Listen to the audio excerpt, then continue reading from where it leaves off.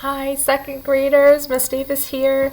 The last time I tried to record chapters 62 and 63 of The Wild Robot, it had no sound. So unless you wanted to squint in and read the words on the page, you probably had a hard time hearing the story. So I am going to read chapters 62 and 63 from The Wild Robot again, this time with sound.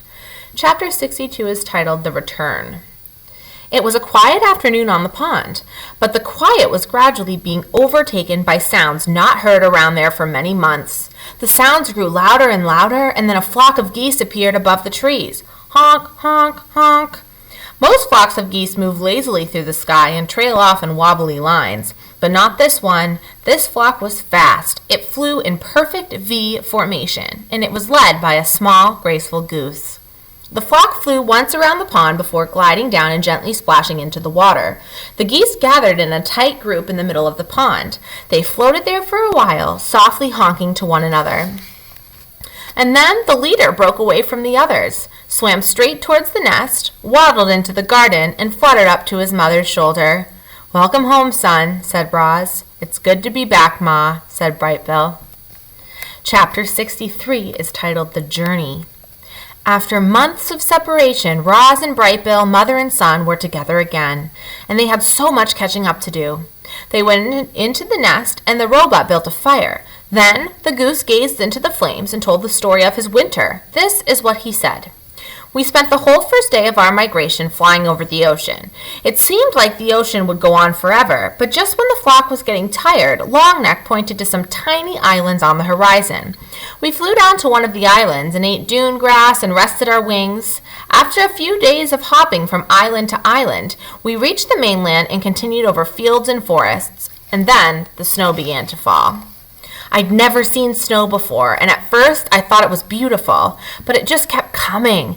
The others explained that the snow was early, that we were never supposed to see it, but there it was, piling up around us, and as we tried to sleep at night, Longneck worried that the weakest geese wouldn't survive, and he was right.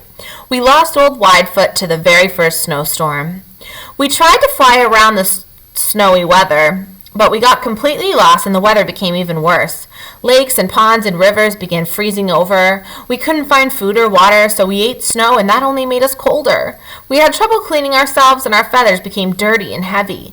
The flock was in bad shape, but Longneck kept us moving. We are geese, he squawked, and geese keep going. One day, we were struggling through a snow shower when we saw something called a farm. It had perfectly square fields and enormous buildings. And stomping her way through the farm was a robot. She looked just like you, Ma. Longneck sent me over to speak to the robot, but I couldn't understand anything she said, so I just followed her through the farm and around a corner, and then I saw something I never expected. Plants. Bright, colorful plants. I didn't understand how plants could live in such cold weather. But then I saw that they were actually inside a building. I learned later that the building was called a greenhouse, and it had clear walls made of something called glass. The robot pressed a button on the wall, and a door slid open, and warm air came rushing out. I hadn't felt warmth in so long that I just had to follow her inside. Ma, it was like summer in there.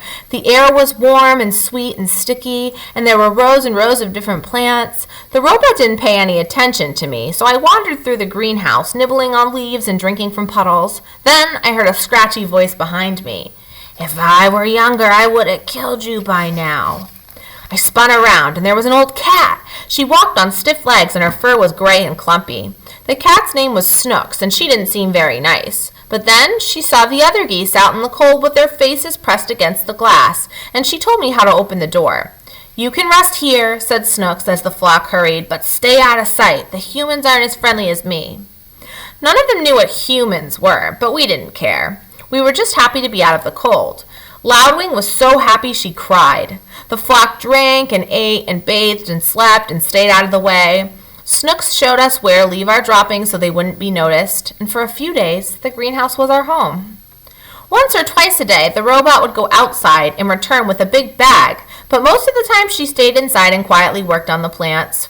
There was a barn that I just had to explore. It was filled with other animals and machines and piles of straw and 2 robots.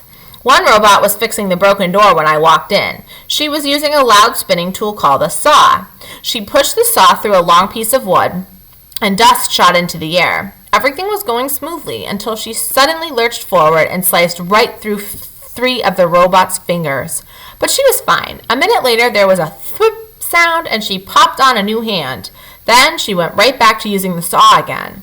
The other robot worked with the animals: chickens, sheep, pigs, and cows. They were all in cages. The chickens kept asking me how I'd gotten out of my cage. I was explaining that I'd never had a cage when I heard panicked squawks coming from the greenhouse. I ran back and found that a human had discovered the flock. We didn't know what he was saying, but he looked really angry. Longneck tried to defend us. He got in front and spread his wings and honked, but the human wasn't afraid. He pulled out a shiny stick and pointed it right at Longneck. Snooks hissed, "Look out, he's got a rifle." Suddenly, a bright beam of light shot out from the rifle, and Longneck slumped to the floor. He was dead, Ma. The flock was so scared. We fluttered around and honked and knocked over plants, but the human kept moving towards us, pointing his rifle. So I pecked the button to open the door, and we ran outside into the cold and flew away from there as fast as we could. Without Longneck, the flock needed a new leader. Everyone wanted me to lead. I didn't know what to do, so I started by repeating Longneck's words. I squawked, "We are geese, and geese keep going." Then I took the point, and the flock spread out behind me.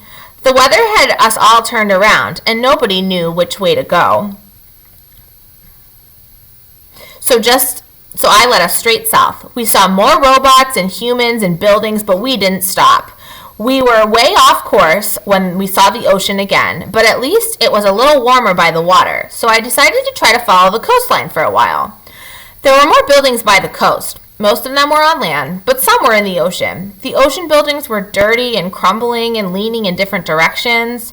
There weren't humans or robots in those buildings, only sea creatures. We saw ships on the water, we saw ships on the land, we even saw ships in the air. They buzzed through the sky like giant dragonflies. And then we reached a place called a city, where thousands of buildings and robots and humans and ships were all close together. When we stopped to rest on a rooftop, we met a friendly pigeon named Graybeak. She had grown up there, so she knew everything about the city. She flew us over towers and under bridges and kept us away from all the buzzing airships. And everywhere we went, there were robots. Some of the city robots were just like you, Ma, but others crawled on 6 legs or rolled on wheels or slid up and down the sides of buildings. Some robots were really small and some were really big. They moved things and cleaned things and built things and did every kind of job you could think of. Graybeak brought us down to a ledge on the side of the building and told us to look through the windows. Inside was a family of humans and they had a Roz robot. When we looked into other buildings, we saw other humans with other robots. Every human seemed to have a robot. I told Graybeak about you, Ma, and she wanted to show us one last place. We flew out to the edge of the city, to a really big building called a factory. Graybeak brought us through the roof windows, and we looked down into the factory and saw machines building sparkling heads and torsos and limbs. The factory was building robots. A machine held up a robot torso and put 2 legs under it, and then snapped it into place.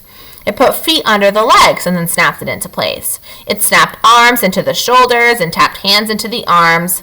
A head was snapped onto the top, and the robot was finished. Ma, the robot looked just like you. I think that factory is where you were built. I wanted to watch more robots being built, but it started snowing again, so we said goodbye to Graybeak and continued flying south. We saw fewer robots and humans and buildings and ships. The air became warmer, and the snow disappeared. We started seeing other flocks of geese in the sky, so we followed them to the middle of a wide grassy field where there was a lake and hundreds of other geese. We had finally reached the wintering grounds. After all we'd been through together, our flock had become very close. We kept to ourselves, eating and resting and remembering the geese we'd lost. But after a few weeks, we began to mingle with the other flocks. We met geese from all over the world, and they told us about their homes and their migrations and their troubles with the winter weather. Every flock had lost geese on the way there. A few flocks didn't make it at all. Before we knew it, the early spring flowers were poking up, and it was time to fly home. We followed the usual migration route north. We flew over fields and forests and hills, but we didn't see any signs of humans or robots, and that was fine with us. Eventually, we reached the ocean, and then our island, and then our pond, and then I saw you. All right, my friends, so there are chapters 62 and 63 of The Wild Robot.